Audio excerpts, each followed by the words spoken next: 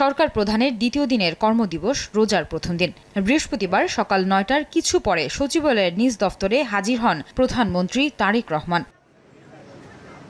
দিনের শুরুতেই বিভিন্ন গোয়েন্দা সংস্থার প্রধানদের সঙ্গে বৈঠকের পর ৩ বাহিনীর প্রধানের সঙ্গে সৌজন্য সাক্ষাৎ করেন প্রধানমন্ত্রী। বেশ খানিকটা সময় ধরে চলে এই বৈঠক।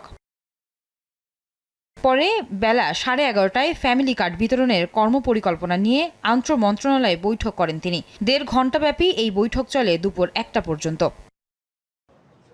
বৈঠক শেষে একে একে বেরিয়ে আসেন মন্ত্রী প্রতিমন্ত্রীরা। তারা জানান, ঈদের আগেই ফ্যামিলি কার্ড বিতরণের কার্যক্রম শুরু করতে চায় সরকার। ফ্যামিলি কার্ডের ইস্যুর বিস্তারিত উল্লেখ আছে, সেটা কার্যকর কিভাবে করবে সেটা নিয়ে আজ আলোচনা হয়েছে। ঈদের আগেই পাইলট প্রজেক্ট হিসাবে চালু হবে। তারা বলেন, ফ্যামিলি কার্ডে শুরুতে আর্থিক সহায়তা দেবে সরকার। দরিদ্রদের সহায়তার মধ্য দিয়ে শুরু হলেও এই কার্ডের আওতায় সবাইকে আনা হবে।